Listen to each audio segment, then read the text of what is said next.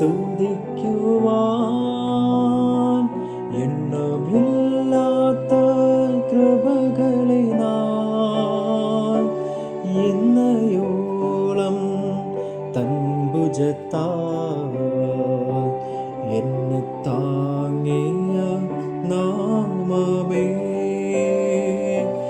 ഇന്നയോളം തൻ ഭുജത്താൽ എന്നെ താങ്ങിയ നാമമേ.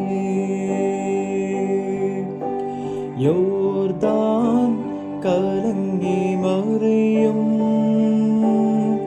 ജീവിത ഭാരങ്ങൾ, യോർദാൻ കലങ്ങി മറിയും ജീവിത ഭാരങ്ങൾ, ഏലിയാവിൻ ഉദപ്പെ വീടേ നിന്റെ വിശ്വാസ ശോധനയിൽ, ഏലിയാവിൻ ഉദപ്പെ വീടേ നിന്റെ വിശ്വാസ ശോധനയിൽ എണ്ണി എണ്ണി സ്തുതിക്കുവാൻ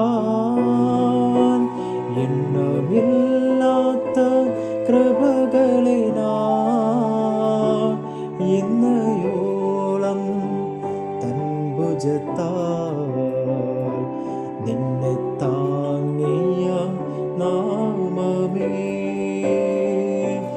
ഇന്നയോളം തൻ ഭുജത്താൽ നിന്നെ താങ്ങിയ നാമമേ.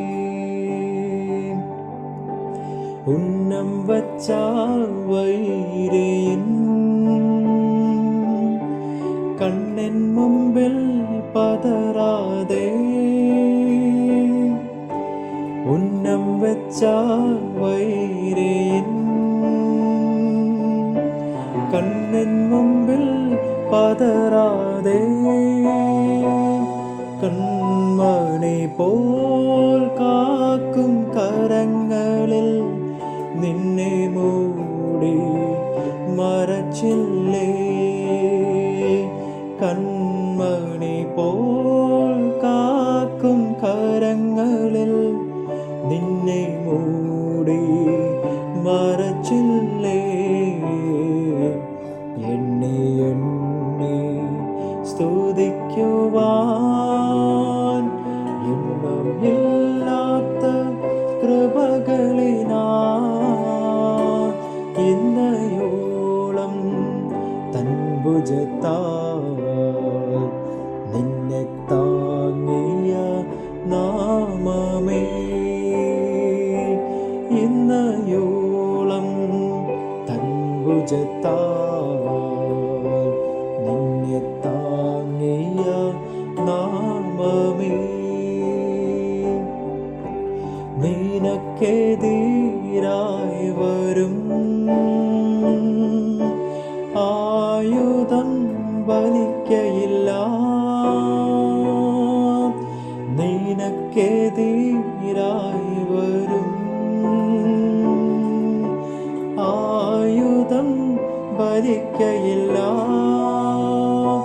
നിന്റെ ഉടയവൻ നിന്നവകാശം തൻ്റെ ദാസരിൻ നീതിയവൻ,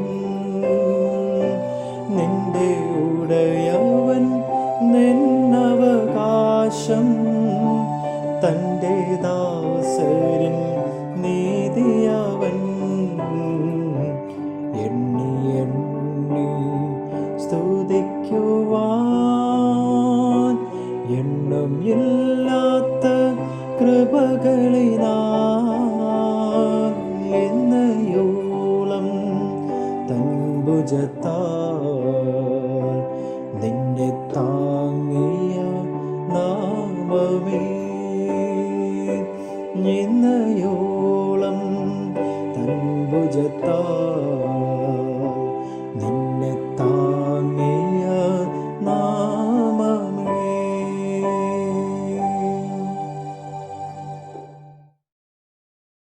നമുക്ക് പ്രാർത്ഥിക്കാം. ഞങ്ങളുടെ കർത്താവും ദൈവവുമായുള്ളവേ, അവിടുത്തെ ദയയും വിശ്വസ്തതയും കരുണയും എത്ര വലിയത് എന്നോർക്കുവാൻ ഞങ്ങളെ അവിടുന്ന് ശക്തീകരിക്കണമേ. ഞങ്ങളുടെ ജീവിതയാത്രയിൽ അവിടുന്ന് ഞങ്ങളെ കണ്ടെത്തിയല്ലോ. അങ്ങയെ പരിപൂർണമായി സ്വീകരിക്കുവാൻ ഈ വചന കേൾവി സഹായകമായി തീരണമെന്ന് യേശു ക്രിസ്തുവിൻ നാമത്തിൽ ചോദിക്കുന്നു. ദയയോടെ കേൾക്കണമേ. ആമേൻ. കർത്താവിൽ പ്രിയരെ, അഡ്വെന്റ് മെഡിറ്റേഷൻ സീരീസിൻ്റെ 14ാമത്തെ എപ്പിസോഡിലേക്ക് ഏവരെയും സ്നേഹപൂർവ്വം സ്വാഗതം ചെയ്യുന്നു. ദൈവവും മനുഷ്യനും തമ്മിലുള്ള ബന്ധത്തിൻ്റെ കാതൽ എന്താണ്? ദൈവത്തിൻ്റെ ഒരിക്കലും നിലയ്ക്കാത്ത സ്നേഹവും അതിൽ നിന്ന് ഉരുത്തിരിയുന്ന നിരന്തരമായ കാരുണ്യവും അനന്തമായ വിശ്വസ്തതയുമാണ് അത്. മനുഷ്യൻ ഹൃദയത്തിൻ്റെ ആഴത്തിൽ നിന്നും എന്താണ് സ്തുതിക്കേണ്ടത്? ദൈവത്തിൻ്റെ സ്നേഹമാണ്. ദൈവത്തിൻ്റെ കരുണയും ദൈവത്തിൻ്റെ വിശ്വസ്തതയുമാണ് എപ്പോഴും സ്തുതിക്കേണ്ടത്. കാരണം അത് തന്നെയാണ് നാം കേൾക്കുന്നതും നാം കാണുന്നതും നാം അനുഭവിച്ചറിയുന്നതും. ദാവീദ് രാജാവിൻ്റെ തിരഞ്ഞെടുപ്പിലും തൻ്റെ ഉയർച്ചയിലും എല്ലാം തെളിഞ്ഞു കാണുന്നത് ഇത് തന്നെയാണ്. അങ്ങനെയെങ്കിൽ എല്ലാ മനുഷ്യരുടെയും ജീവിതത്തിൽ ദൈവം ഇത് തന്നെയല്ലേ ചെയ്യുന്നത്? എങ്കിൽ നമ്മുടെ പ്രതികരണം അവിടെ എന്തായിരിക്കണം? 89-ാം സങ്കീർത്തനം ഇങ്ങനെയുള്ള ചോദ്യങ്ങൾക്ക് ഉത്തരം കണ്ടെത്തുവാൻ ശ്രമിക്കുന്നു. ക്രിസ്മസ് വളരെ അടുത്തിരിക്കുന്നു. കർത്താവ് നമ്മുടെ സമീപത്ത് തന്നെയുണ്ട്. അങ്ങനെയെങ്കിൽ ദൈവത്തിൻ്റെ വാഗ്ദത്തങ്ങളെക്കുറിച്ച് ഓർക്കുവാനും അവിടുന്ന് നടത്തിയ വിധങ്ങൾ ഓർക്കുവാനും നാം ഈ സമയം വിനിയോഗിക്കേണ്ടതല്ലേ? ഈ സങ്കീർത്തനത്തിൻ്റെ ചരിത്ര പശ്ചാത്തലം 3 കാലഘട്ടങ്ങളെയാണ് സൂചിപ്പിക്കുന്നത്. അതുകൊണ്ട് 3 കാലഘട്ടങ്ങളിൽ രചിച്ച ഗീതങ്ങൾ പ്രവാസം കഴിഞ്ഞ് കൂട്ടിച്ചേർത്തതാണെന്നും ക്രിസ്തുവിൻ്റെ മുമ്പുള്ള 6ാം ശതകത്തിലായിരിക്കണം ഈ സങ്കീർത്തനം ഇങ്ങനെ കൂട്ടിച്ചേർത്തതും എന്നാണ് പൊതുവെയുള്ള നിഗമനം.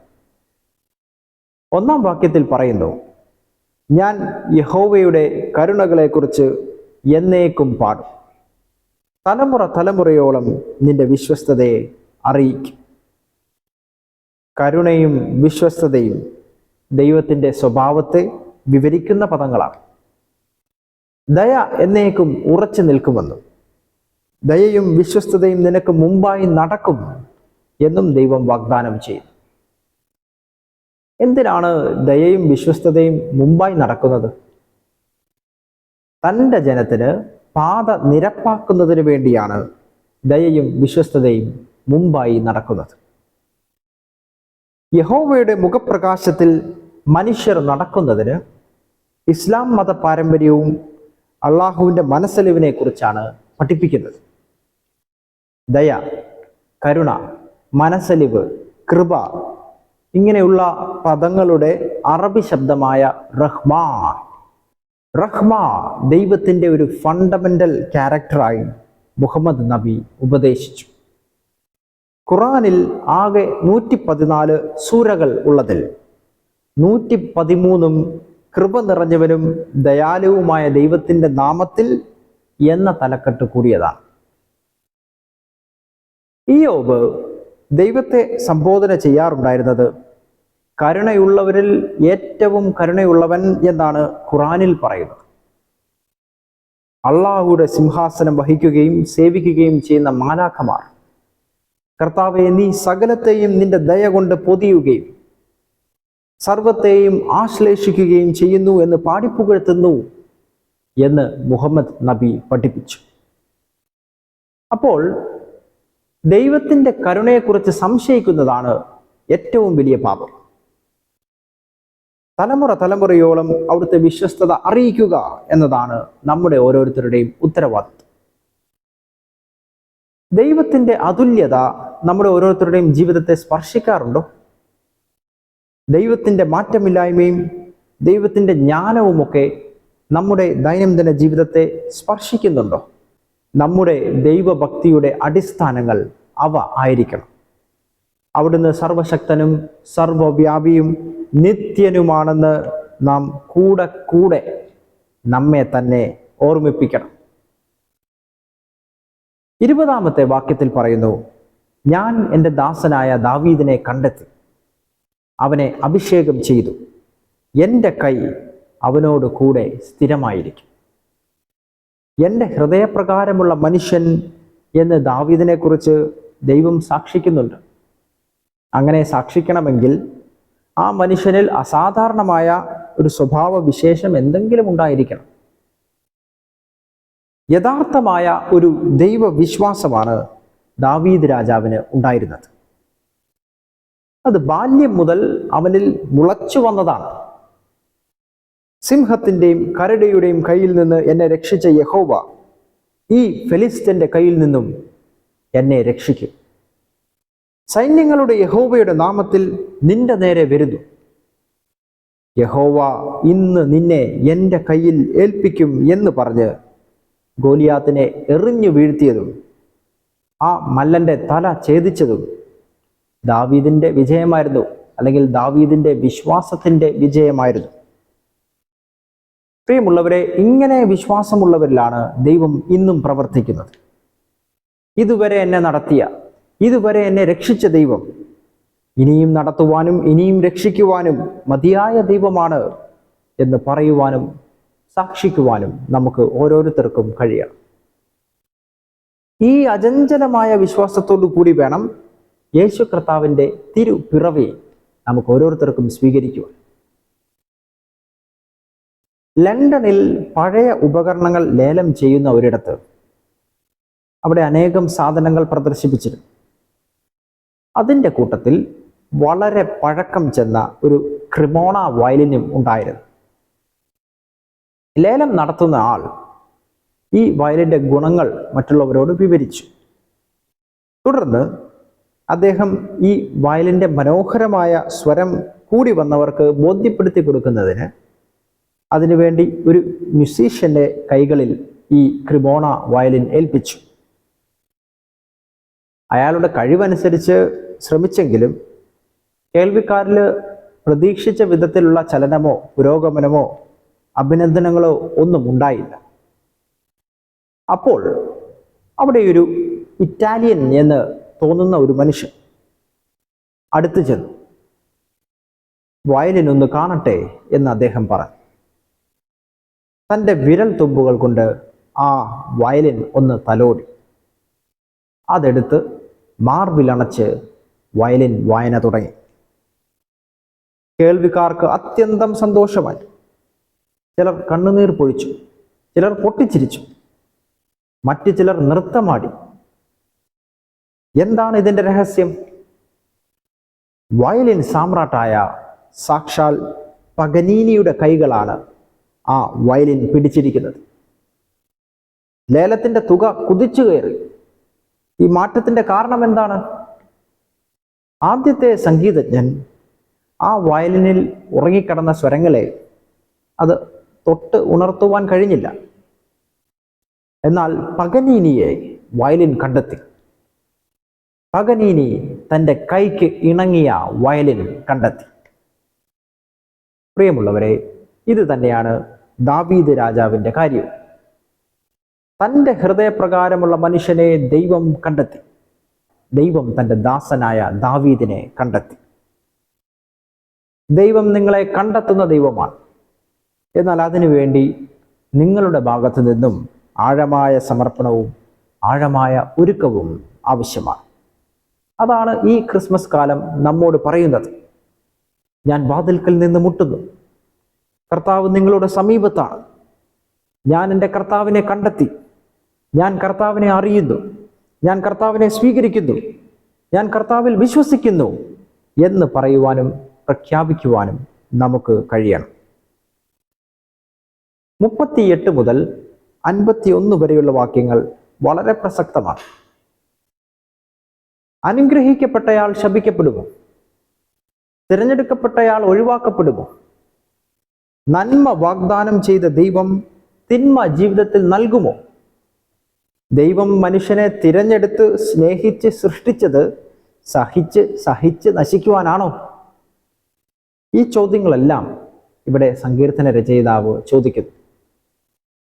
എന്നാൽ ദൈവം ചെയ്ത ഉടമ്പടി അതൊരിക്കലും മറക്കില്ല. ദൈവം ചെയ്ത ഉടമ്പടി അതൊരിക്കലും ഇല്ലാതാകില്ല എന്ന് സങ്കീർത്തന രചയിതാവ് പ്രഖ്യാപിക്കും. ദൈവത്തിൻ്റെ കൽപ്പനകൾ പാലിക്കാത്തവരിൽ നിന്ന് അവിടുത്തെ അനുഗ്രഹം ചോർന്നു പോകും. അത് ഹൃദയപ്രകാരമുള്ള ദാവീദ് രാജാവിൻ്റെ ജീവിതത്തിലും കാണുന്നുണ്ട്. ഓരോ ക്രിസ്മസും നീ ദൈവത്തെ മറന്ന് ജീവിക്കരുതേ എന്ന ഓർമ്മപ്പെടുത്തലാണ് നൽകുന്നത്. നിങ്ങൾ ദൈവത്തിൻ്റെ കരുണ, ദൈവത്തിൻ്റെ ദയ ഇവയെല്ലാം ലഭിച്ചില്ലേ നിങ്ങളുടെ ജീവിതത്തിൽ? എന്നിട്ടും കരുണയുള്ള കർത്താവിനെ നിരന്തരം കരയിച്ചിട്ട് വീണ്ടും കരുണ പ്രതീക്ഷിക്കാമോ? എല്ലാ നല്ല ദാനങ്ങളും തരുന്ന ഈ ദൈവത്തെ മറന്ന് നിങ്ങൾ ഒരു നിമിഷം പോലും ജീവിക്കരുതേ. യേശു കർത്താവിനെ ഓരോരുത്തരുടെയും ഹൃദയങ്ങളിൽ പ്രതിഷ്ഠിക്കുവാനുള്ളതാണ് ക്രിസ്മസ്. കർത്താവ് നമ്മെ കണ്ടെത്തി. നാം ഓരോരുത്തരുടെയും ഹൃദയങ്ങളിൽ വസിക്കുവാൻ കർത്താവ് ഒരുക്കമാണ്. ദൈവത്തെ മറന്ന് ഞാൻ ഒരു നിമിഷം പോലും ജീവിക്കാതിരിക്കട്ടെ എന്ന് നമുക്ക് പ്രാർത്ഥിക്കാം. ഞങ്ങളുടെ കർത്താവും ദൈവവുമായുള്ളവേ, അങ്ങ് ഞങ്ങളുടെ ജീവിതത്തിൽ നൽകുന്ന എല്ലാ അനുഗ്രഹങ്ങൾക്കും അവിടുത്തെ ദയയ്ക്കും കരുണയ്ക്കുമായും നന്ദിയോടെ സ്തോത്രം ചെയ്യും. അങ്ങയെ മറന്ന് ഒരു നിമിഷം പോലും ജീവിക്കുവാൻ ഇടയാകരുതേ എന്ന് ഞങ്ങൾ അപേക്ഷിക്കുന്നു. യേശു ക്രിസ്തുവിൻ നാമത്തിൽ ചോദിക്കുന്നു, ദയയോടെ കേൾക്കണമേ. ആമേൻ. നാളെ നമുക്ക് വീണ്ടും ഇതേ സമയം കാണാം. എല്ലാവരെയും ദൈവം അനുഗ്രഹിക്കട്ടെ. ശുഭരാത്രി നേരുന്നു.